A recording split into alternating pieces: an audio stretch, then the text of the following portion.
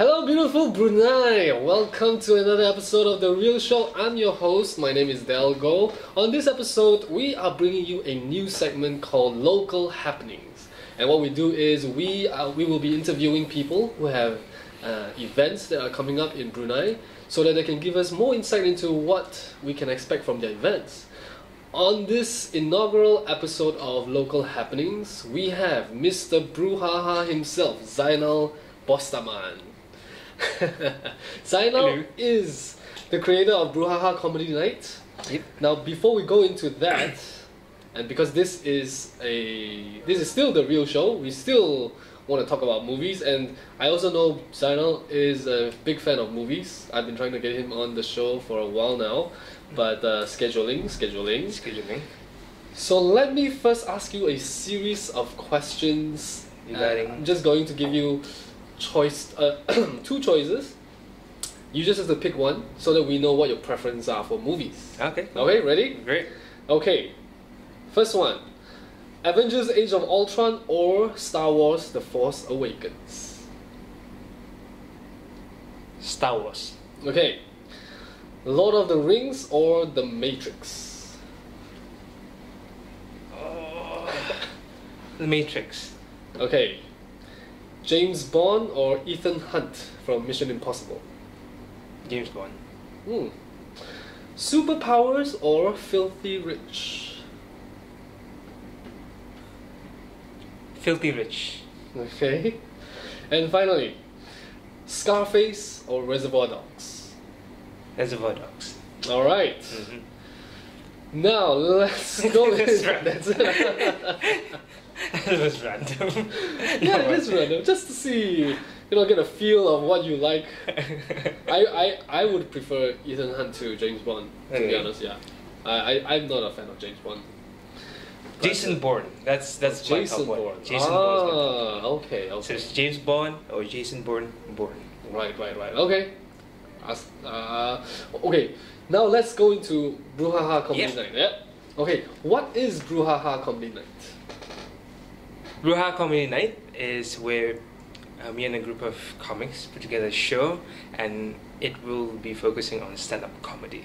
So I'm sure a lot of people in Brunei have been exposed to stand-up comedy in terms of the shows maybe they've gone through outside the country, or YouTube clips such as Russell Peters. I think that's the biggest one. A lot of people started watching stand-up comedy from Russell Peters, and that's exactly the kind of stuff we want to do, just stand-up comedy where comics stand up in front of other people and tell jokes or share stories. Okay. And you think Bruneians are ready for this, yeah? Bruneians are... We're funny people. Like, I have to admit that I've been traveling a lot, and we've got our own blend of person, like culturally unique sense of humor. Right. And I think we don't get a lot of exposure within ourselves to showcase this talent, and that's what I'm trying to do with BruHaHa.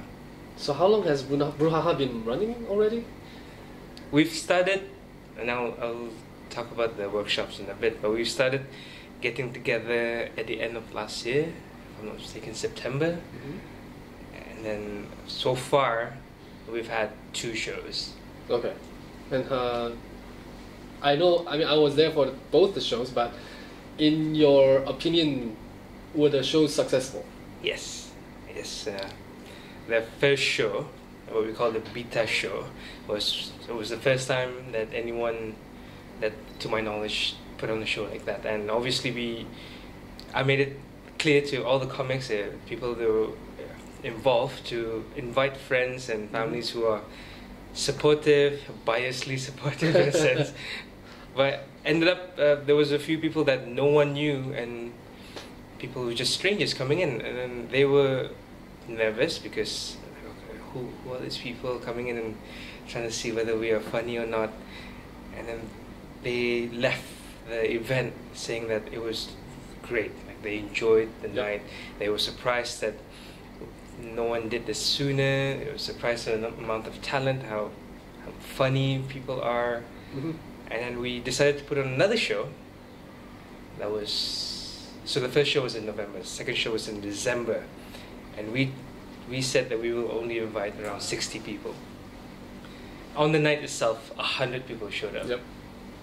And it was amazing. Again, the feedback that we got, the feedback I got, and it wasn't just some of the comics, they enjoyed the whole night. And yeah, so far it's been 2 out of 2 Okay. big success. Yeah.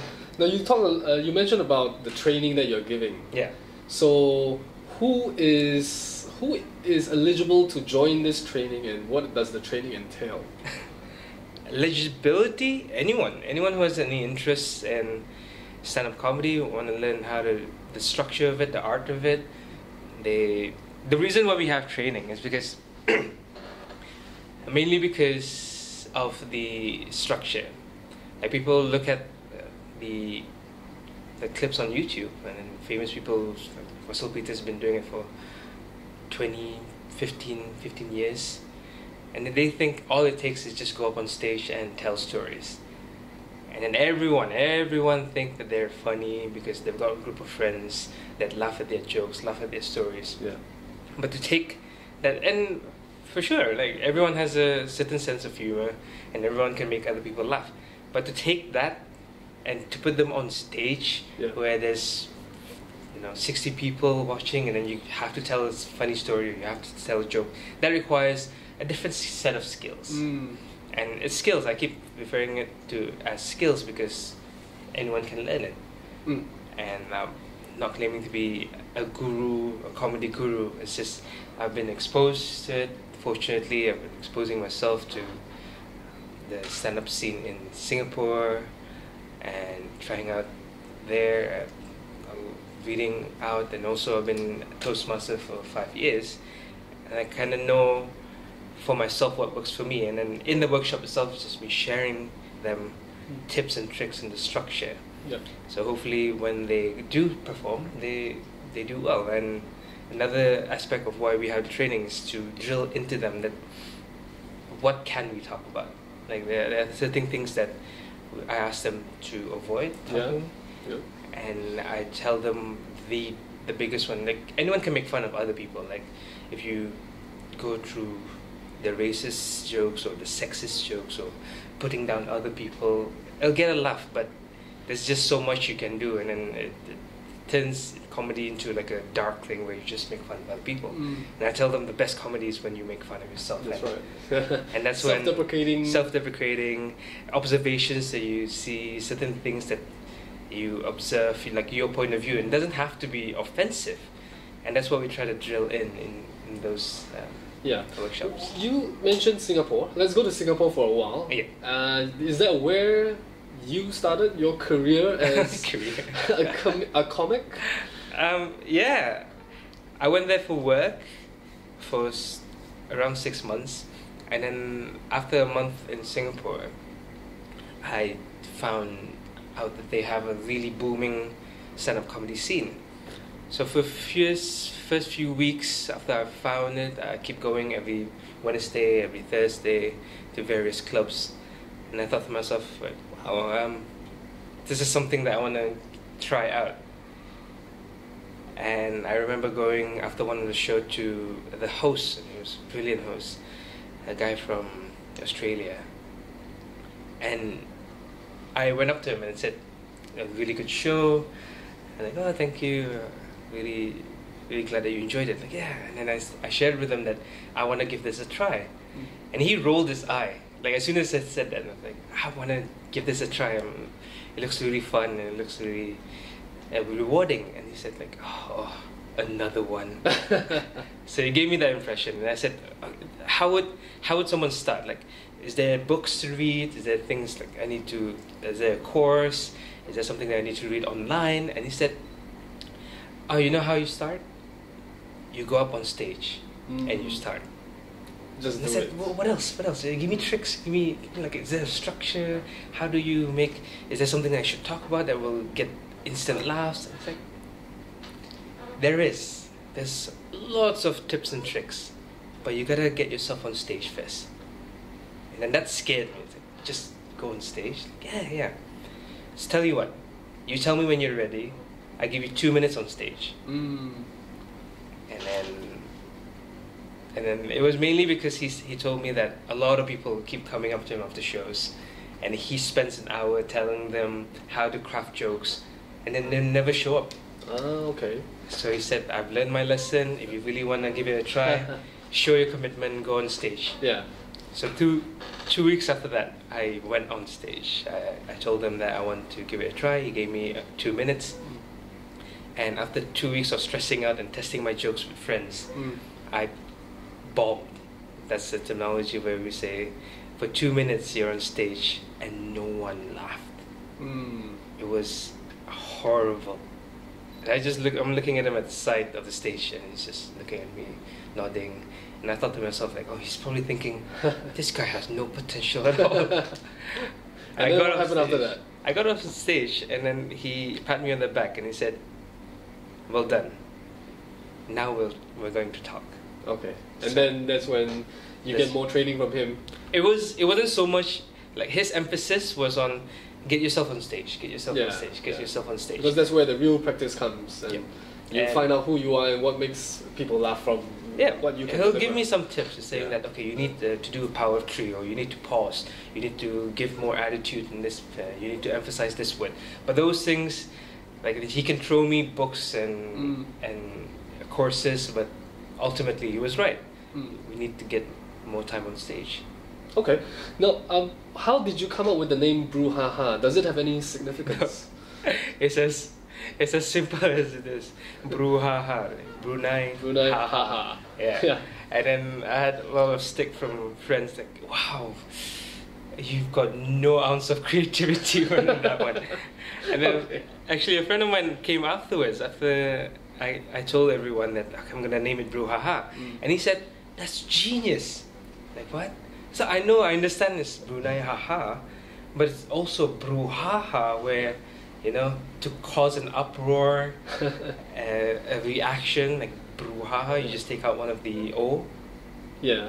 And I'm like, yeah, I totally meant to do that, but it wasn't. It was just Brunei haha. Yeah, it's very apt. Okay, okay, what is your vision for BruHaHa? What would you like to see happen, or how big do you want it to be?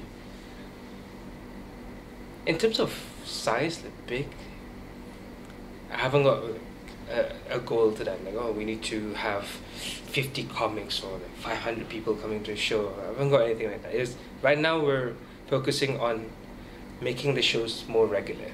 Yeah. So the first one was in November, then the second one is in December, and then the dream was to make one every single month. And then after that, we maybe have it every 2 weeks, or maybe have smaller shows in between where comics can try out their jokes in cafes or restaurants. And then there'll be a low, not so much 100 people coming, but maybe a smaller group. Okay. So it'll be more relaxed, open mic situation. Open mic kind of So thing, that's the main goal right now, is to have more exposure, to get ourselves out there for the comics themselves, to get more stage time, because that's where the growth comes. Okay. The next show is going to be next Saturday. Yep. Now, how do people get tickets? To get tickets, you send us an email at BruHaHa Comedy Brunei@gmail.com. Okay. And then tell us how many tickets you want to book. And we actually just this morning managed to get the paperwork go through. All right. So as of now, we haven't actually told people that definitely we have a show, but you can announce that to the world. So exclusive on the real show. Confirmation that next week we have. Yeah. So you will start selling tickets from today onwards then? From today onwards. And how will the marketing be? How will people be able to find out? If you follow us on Instagram, Facebook, on BruHaHa Comedy Brunei, we'll be posting up information for upcoming shows and also upcoming workshops in the future. So just follow us on there. And then specifically for 18th of April, drop us an email and tell us how many tickets you want to book. Okay, last question. Yes. Why should people come to watch BruHaHa next week? it's fun. It's for the past 2 shows. It's been amazing in the sense that people said that it's really encouraging to see Bruneians put themselves out there to try out this new art, because we've had theatre that's booming up, people putting on shows on stage and musicals.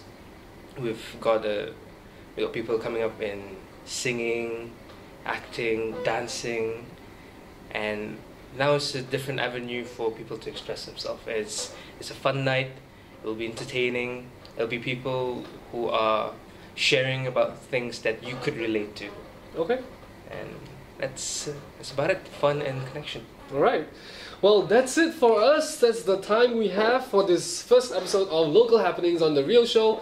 I want to thank iCenter, first of all, for letting us use this space. And also, of course, I want to thank our guest of today, Zainal Bostaman. Great to be here. Catch him next week and his group of comics on Saturday. What time? Saturday, 7:30. 7:30. Show starts at 8. It'll be at Simeo Voktek Gadong. Alright. And thank you for watching. If you like our videos, subscribe to our channel. And also, if you want a copy of this on audio format, you can go to soundcloud.com. The link will be below. Follow us on Instagram as well, at The Real Show, or on Facebook, Ask the Realist. And until next time, and we'll see you. Make sure to come to next week's show. I'll be there. Zainal will be there. Zul, are you going to be there? My niece's birthday. Del is performing. It's my niece's birthday. Del's one of our comics. Yeah, come and watch me embarrass myself. So, until next time, keep it real.